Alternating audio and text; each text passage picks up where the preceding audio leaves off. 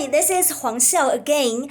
The recording just stopped, and I think you're right. Perhaps my phone could only record like for 25 minutes or so, and it must stop. I don't know why, but maybe it's just the limitation of my phone. So anyway, I want to continue to answer the questions. So I didn't finish my last question, which is question number 13. I think, yeah, right. So a child's brain could be prepared to learn new stuff, to learn all kinds of things, if a child has such internal desire and curiosity.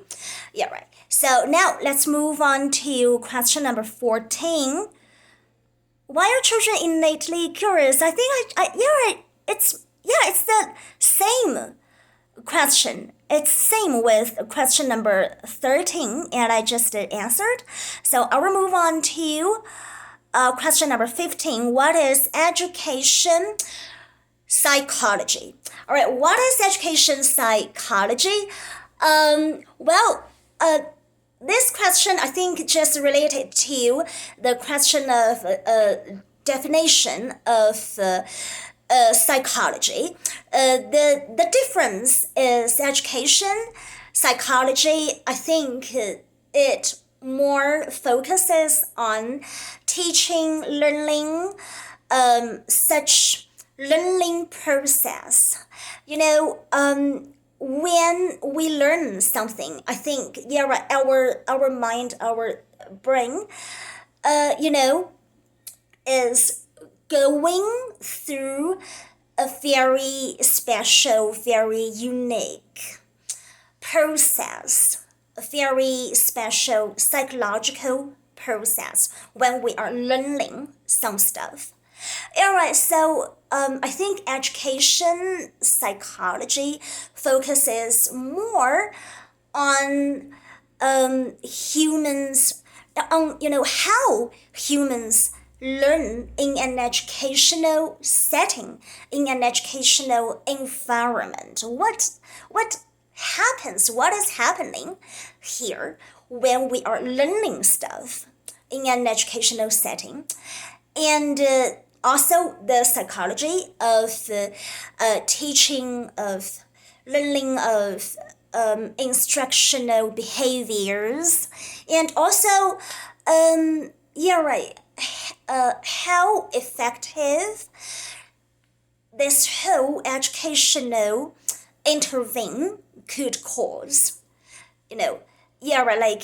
When we learn stuff, our behaviors are going to change too, and how is that happening? So focus is more on education, on the learning process. Number 16, what is full form of ADHD? All right. I remember ADHD refers to some disease related to the lack of attention. So which means if you have ADHD, you basically couldn't concentrate that well. Yeah, right.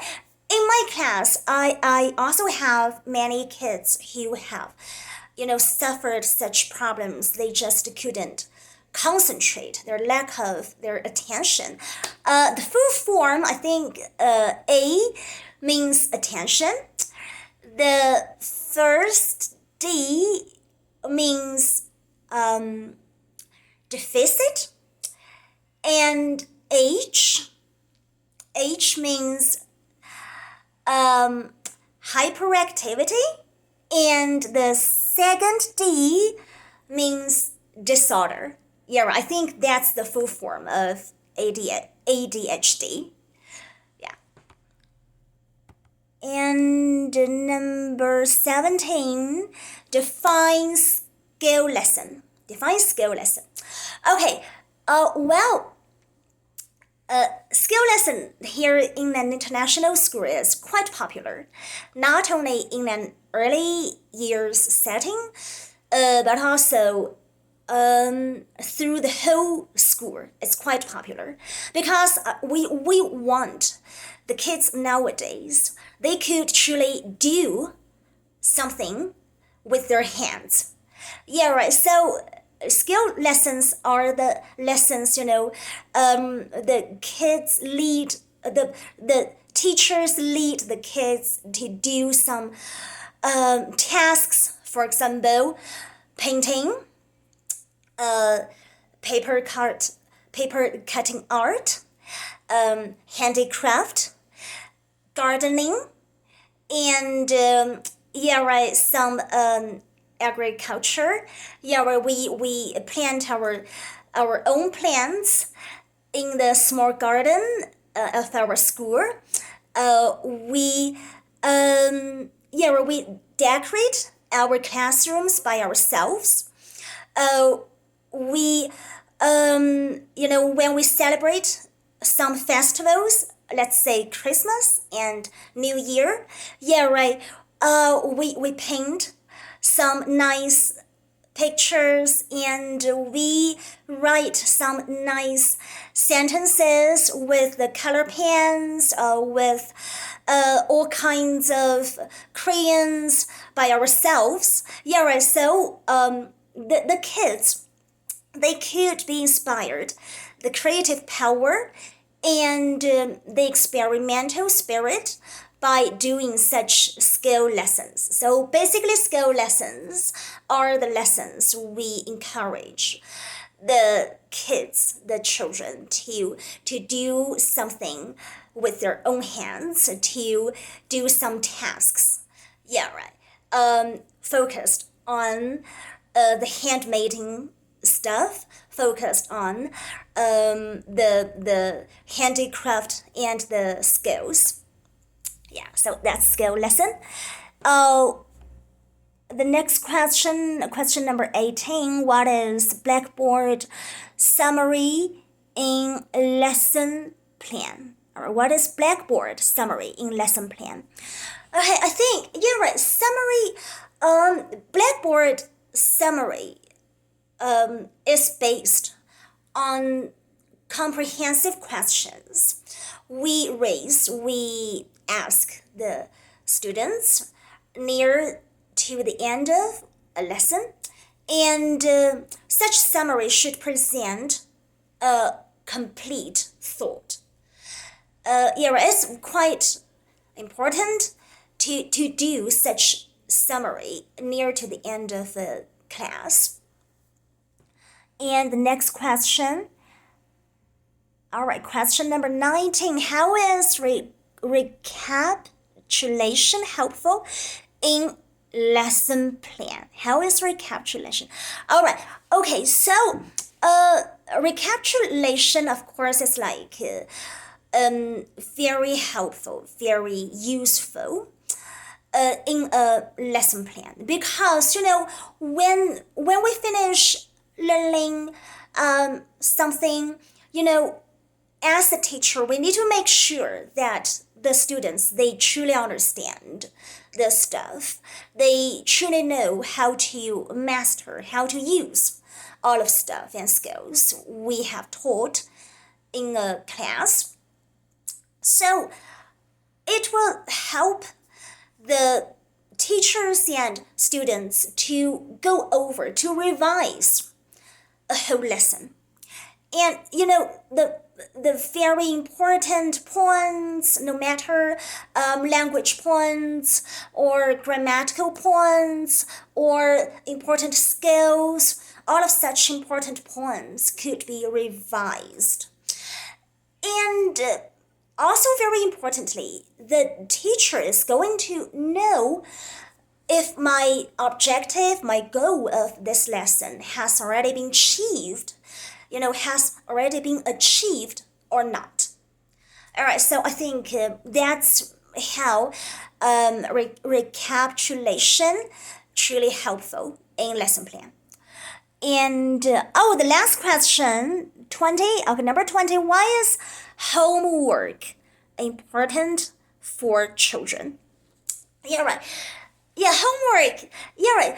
Uh, Even though actually you're not for not all of my lessons, not every lesson, I assign some homework for the kids. But yes, sometimes I do assign homework and I do need to assign homework to my students because by doing homework, the kids are going to consolidate the knowledge we have learned here.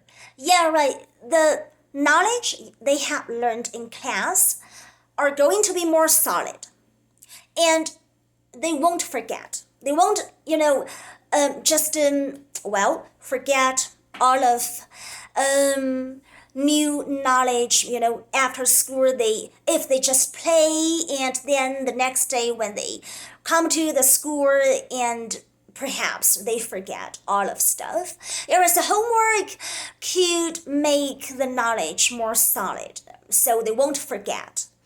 And also, I think, yeah, right, by doing some projects, by doing some, just like I mentioned before, the projects which combined the language, the Chinese language, with art, with science, such holistic projects, then the students could connect the knowledge with skills, with their creative power, with practical life.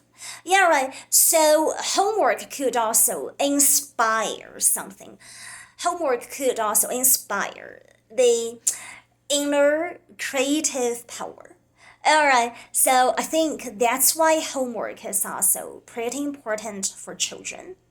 All right, so I have already answered all of 20 questions. Yeah, I finished it. I made it. All right, so thank you so much again for allowing me to use this special way to finish the sour test.